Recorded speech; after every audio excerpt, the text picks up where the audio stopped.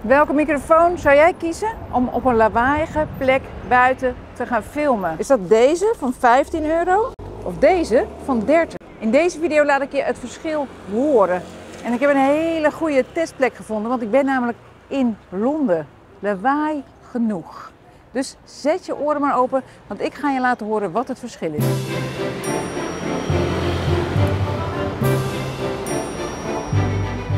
Ik ben de videovakvrouw. In een wereld vol onzichtbare ondernemers is je eigen smartphone genoeg om jezelf een podium te geven. Precies voor de mensen die jij graag wilt bereiken. Dus abonneer je op dit YouTube kanaal, want ik help je om gezien en gevonden te worden door je toekomstige klanten. Vind jij het ook niet fijn als je je best moet doen om te verstaan wat er gezegd wordt in een video? Dan ben je niet de enige. Mensen haken massaal af als ze hun oren moeten spitsen om het goed te kunnen verstaan. Dan kijken ze liever naar een andere video, hoe interessant jouw video ook is. Hier in deze hotelkamer is het rustig. Hier zou je waarschijnlijk ook nog wel zonder extra microfoon een video op kunnen nemen met goed geluid. Maar als je wat meer afstand krijgt tussen jou en je telefoon, en zeker als er ook nog bijgeluiden zijn zoals verkeer, dan heb je echt een extra microfoon nodig om te zorgen dat je je kijkers niet wegjaagt. Ik heb dus 2 microfoons meegenomen, want ik wil je het verschil laten horen. Dan kun jij namelijk de beste keuze maken. Deze, ja, die ziet er natuurlijk heel super echt uit met zo'n ding. Eigenlijk ziet hij er zo uit, maar dit kun je erop zetten tegen de wind. En je kunt hem met een kabeltje vastmaken aan je smartphone. Je moet natuurlijk even het juiste tussenstukje opzetten.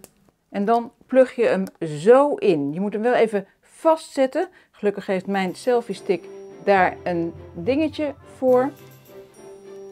Ja, dat ziet er natuurlijk super echt uit. Het voordeel is dat je niet met een kabel vastzit aan je telefoon. Deze kost zo rond de 30 euro. Hij is van Boya en hij heet de MM1. Deze microfoon is ook van Boya, maar die kost ongeveer de helft van wat die andere kost. Voor deze betaal je zo rond de 15, 16 euro op dit moment. Er zit dus wel een hele lange kabel aan en je bevestigt hem aan je kleding. En dan natuurlijk met het benodigde tussenstukje regelrecht in je smartphone. Ja, dan zit je dus wel vast aan je smartphone, maar je kunt die kabel helemaal uitrollen en dan kun je toch afstand nemen. Ik ga zo meteen buiten testen, maar eerst wil ik even hier binnen een test doen. Dat is misschien eerlijker.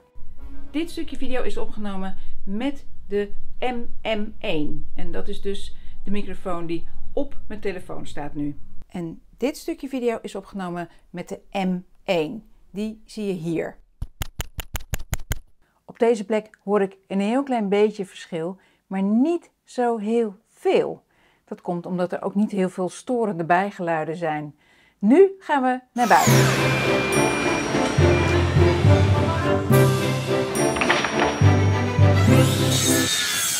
Ik sta hier midden in Londen, ergens tussen Buckingham Palace en Trafalgar Square. En ik heb de MM1 op mijn telefoon gezet en ingeplukt. En dat is dus wat je nu hoort. Ik loop een stukje naar achter, ik hoop dat ik tegen niemand aanloop. En ik ben heel benieuwd of je mij nu nog goed kunt verstaan. Of dat je echt je oren moet spitsen om het te kunnen horen. Nou, nu heb ik de M1 ingeplucht in mijn telefoon. Er hangt nog een hele kluwe kabel aan. Boven mij wordt geboord of geschroefd. Het is een enorme herrie. Volgende test. Ik doe een paar stappen achteruit. Maar ja, die microfoon die gaat met me mee. Dus ik ben heel benieuwd of ik nu nog goed te horen ben. De kabel zit een beetje in de knoop, dus daarom kan ik niet zo heel ver. Maar anders zou ik wel zo'n 6 meter weg kunnen. Het is gemakkelijk te horen. Hoe groter de afstand tussen de bron van het geluid, jouw mond bijvoorbeeld, en de microfoon, hoe moeilijker het is om te verstaan wat er gezegd wordt. Er komen allemaal bijgeluiden bij.